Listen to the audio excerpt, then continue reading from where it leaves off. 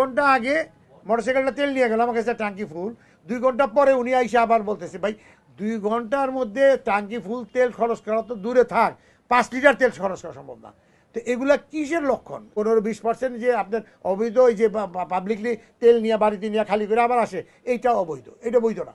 তেলের প্রবলেমটা তো আপনি ধরেন এই মাসের প্রথম দিক দিয়ে শুরু হয়েছে, ফেব্রুয়ারি লাস্টের দিক দিয়ে।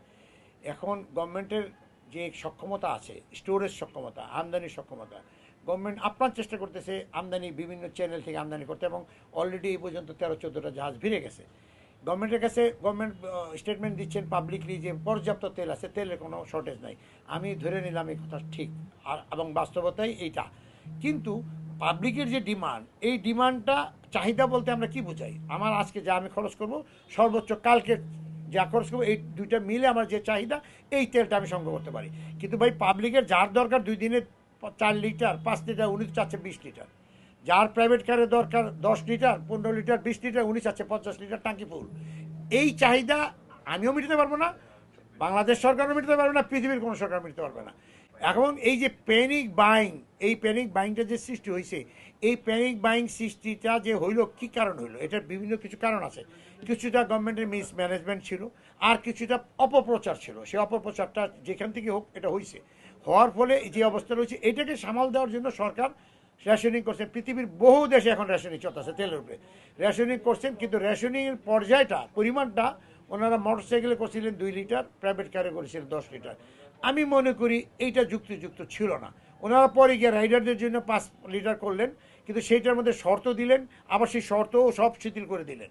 এখন পাবলিক যে যত খুশি তেল নিচ্ছে, এখন তেল নিয়ে ওনারা করতেছেন কি, দেখা গেল যে অনেকে, আমি বলছি না সবাই, অনেকে এই তেলটা নিয়ে সে বাসায় গিয়ে ড্রেন নাট দিয়ে খুলে, এটা আমরা শুনছি, আমরা কিছুটা দেখতেও আসি। কারণ দেখা গেল 2 ঘন্টা আগে মোটরসাইকেলটা তেল নিয়ে গেল, আমার কাছে টাঙ্কি ফুল।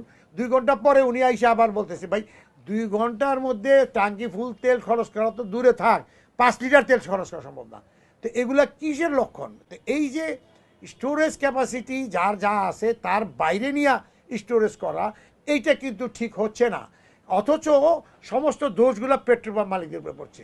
গভর্নমেন্ট বলতেছে পাবলিকলি যে আপনাদের যা যা খুশি তেল নিয়ে নেন, আমরা তেল পর্যাপ্ত তেল হয়েছে, কোনো সমস্যা নাই। এখন পাবলিক কিন্তু যখন তার তেলের দরকার, তারা কিন্তু সরকারের কাছে যাচ্ছে না, পাবলিক আসতেছে আমার কাছে। এখন আমি আর ভোক্তা, এদের মাঝখানে সেতু বন্ধনের কাজ করতেছি, সরকার আর ভোক্তা। কিন্তু আমার সেতুর তো পায়া ভেঙে দিতেছে গভর্নমেন্ট, কারণ আমার তো তেল চাহিদা মতো দিচ্ছে না। আমার তো নিজস্ব কোনো চাহিদা আছে কি? আমার তো চাহিদা নাই। আমার গাড়িতে 20 লিটার তেল হইলে আমি 3 দিন চলতে পারবো। কিন্তু পাবলিকের যে চাহিদা, ওই চাহিদাটা অনুযায়ী আমাকে তেল আনতে হবে। এখন আমি তেল আনতে গেছি, আমার 20,000 লিটার দরকার। ওনারা করতেছেন কি, 2025 মার্চে আমাকে যে পরিমাণ তেল দিছে, ওনারা ওইটা ফলো করেন। ফলো করে যদি ওইটাও দিতেন তাও চলতো, ওইখানেও আবার আপনি কাটল করতেছে। এখন আপনি দেখেন 2025 আর 2026, 1 বছরে অন্তত 20-30% তেলের চাহিদা বাড়ছে। গাড়ি বাড়ছে না, গাড়ি বাড়লে তেল চাহিদা বাড়বে। ওই 20% প্লাস এই প্যানিক ব্যাংকের সময় আরও মানুষের 15% বেশি চাহিদা হয়েছে। তো এই যে 35-40% তেল, এই তেলটা তো শর্টেজ, এই তেলটা তো চাহিদা না, এটা অবৈধ চাহিদা আমি বলবো। এই তেলটা চাহিদা না। এই যে 15-20% যে আপনার অবৈধ, এই যে পাবলিকলি তেল নিয়ে বাড়িতে নিয়ে খালি করে আবার আসে, এইটা অবৈধ, এটা বৈধ না। তো এই টাকা আমি চাহিদা বলতে পারি না। কিন্তু মানুষ তো ভাই আমার কাছে আসতেছে, আমি তেলটা দিতে না পারলে ধর সালারা আগুন লাগা মার, এগুলি করতেছে। আর গভর্নমেন্ট এইটাকেও আমাকে প্রোটেকশন দিচ্ছে না, তো আমরা যাবো কই ভাই? আমাদের তো যাওয়ার কোনো রাস্তা নেই। আমার তো মনে হয় না আগামী 2-1 দিনের মধ্যে যদি সরকার এই ব্যাপারে হয় আমাদেরকে নিরাপত্তা দেখ, সেনা মোতায়েন করুক, আমাদেরকে যদি বলে পার গাড়িতে 1/2 লিটার দিব, আমি তাই দেবো। আর যদি এটা না করে, তাহলে আমার যে চাল আমি চাইবো আমার বাড়িটা দিতে হবে। যদি না দেয়, তা আমার তো কিছু করার নেই, আমি এই ব্যবসায়ও ছেড়ে দিতে দেবো।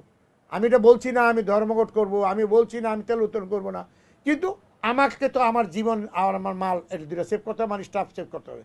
তো এই পরিস্থিতি আমি আবার বলছি, আপনাদের মাধ্যমে আমি জনগণের উদ্দেশ্যে বলতেছি যে আপনারা প্যানিক হইয়েন না।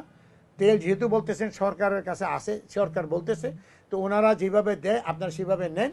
কিন্তু আপনার প্যানিক হয়েন না, আপনারা অবৈধ মজুদের দিকে যেয়েন না। আপনারা তেল পাবেন, আশা করি যতক্ষণ তেল সরকারের কাছে আসে ততক্ষণ তো তেল দিবে। নিলে আপনারা ডিপুতে যাবেন, আমার কাছে এসে টাঙ্কি চেক করতে চান, আপনার ডিপুতে গিয়ে চেক করতে পারেন না? আপনাদেরকেও আমার অনুরোধ থাকবে যে আপনার ডিপুতে যান, আপনার ডিপুতে যান, কী হচ্ছে ওখানে দেখেন। ওনারাও মহাবিপদে আছে, ওনারাও বহুত মহাবিপদে আছে, কারণ ওনাদেরকে বলে দিচ্ছি এইটুক দিবা, আর গিয়া আমরা চাচ্ছি গিয়া না এইটুক না এইটুক, ওনারা বিপদে বসে। এখানে আমাদের যেরকম বিপদ ওনাদের এরকম বিপদ, ওনার ওখানে সেনা আছে, ওনার ওখান থেকে আমরা কিছু বলতে পারতেছি না, আমরা বসি এই যন্ত্রণায়। এবং সেই জন্য বলছি আমাদের সবাই সাশ্রয়ী হওয়া উচিত। মন্ত্রী মহোদয় বলছেন সাশ্রয়ী হওয়ার জন্য, কিন্তু সাশ্রয়ী তো হইতে হবে পাবলিক রে, আমি তো সাশ্রয়ী হইতে পারবো না। এই জন্য বলছি যে আমাদের নিরাপত্তা দেন, এবং যেইভাবেই হোক এইখান থেকে বের হওয়ার এই যে সমস্যা তৈরি হয়েছে এটা থেকে বের হওয়ার বাস্তবসম্মত পলিসি নেন। ওখানে বসে থেকে মাঠ পর্যায়ের খবর না নিয়ে একটা ডিসিশন নিয়ে নিলেন, আর ওই ডিসিশন আমাদেরকে দিয়া আপনি ইমপ্লিমেন্ট করতে চাইবেন, এইটা ভাই সম্ভব না। দেখবেন ইদানিং, এটা আগে ছিল না, ইদানিং দেখবেন ওই নবাবপুরে মেশিন পাওয়া যায় 8,000, 9,000, 12,000, ওই মিনি মেশিন বলে, মিনি ডিসপেন্সার। এই মেশিনগুলো নিয়ে বাড়ির সামনে একটা ঘরের মধ্যে রাখা বাড়ির পিছনে ওই পানির ট্যাঙ্ক, ওই হাউস টাউস এগুলোর মধ্যে তেল ভরে। এই তেলগুলো কোথা থেকে ভরে? চুরির তেল। আপনি দেখেন এই যে সরকারি গাড়ি বা আমার গাড়ির ড্রাইভাররা তেলটা চুরি করে বিক্রি করতেছে করে এক জায়গায়, ওইখান থেকে সবগুলা 2-1টা সিন্ডিকেট আছে, ওদের জায়গায় গিয়ে এই তেলটি জমা হয়, এই তেল নিয়ে ওইসবদের কাছে বিক্রি করে। ওরা বিক্রি করতেছে 120 টাকার অক্টেন নিয়ে 200 টাকা, 250, 300 টাকা। ডিজেল যা বিক্রি করতেছে তা 100 টাকা পার লিটার লাভ। তো এগুলো ধরেন না কেন ভাই? আপনার ধরে কী করেন, ওই সিলমিল করে আসেন, আবার গিয়ে 2 ঘন্টা পরে আবার সেটাই। এইটার জন্য এইটার তো দায় দায়িত্ব পড়বে পুলিশ প্রশাসনের উপর, তাই না? তো ওনারা এটা দেখবেন, এটাতে আমাদেরকে বলে তো লাভ নাই। ওরা কোথার থেকে তেল পাইছে ধরে রিমান্ডে নেন, কোথা থেকে তেল আনছ বল, তারিখে ধরেন, জেল দেন, মিডিয়া আনেন যে এরা এই অবৈধ কাজ করছে, এই জন্য তারা এই পানিশমেন্ট দেওয়া হইলো। এইগুলি তো করছেন না, সব দোষ মালিকদের উপরে। এইভাবে তো ভাই চলে না। এবং আমি আরেকটা কথা বলছি, কোনো পেট্রোল পাম্পের মালিক যদি এই ধরনের কর্মকাণ্ডে জড়িত ধরা পড়ে, তাকে আপনারা 10 বছরের জেল দেন, তার লাইসেন্স ক্যান্সেল করেন, তার জরিমানা করেন, আমাদের কোনো আপত্তি থাকবে না। আমাদের পক্ষে থেকে এদের প্রতি কোনো রকমের সহযোগিতা থাকবে না। এটা করেন আপনারা, আমরা এটা অ্যাপিল করতেছি গভর্নমেন্টকে। গভর্নমেন্ট তো এই মোবাইল কোর্ট চালনা করছে, ম্যাজিস্ট্রেট দিয়ে নামিয়ে দিয়েছে মাঠে, একটাও ধরতে পারেনি। তো না ধরতে পারার অর্থ হলো আমরা এগুলো সাথে জড়িত নই। আপনার যারা জড়িত তাদেরকে ধরেন ভাই। আমি মনে হয় আপনাদেরকে বুঝাতে পারছি। আমি কার্ড দিয়ে আমি উঠতে পারবো না।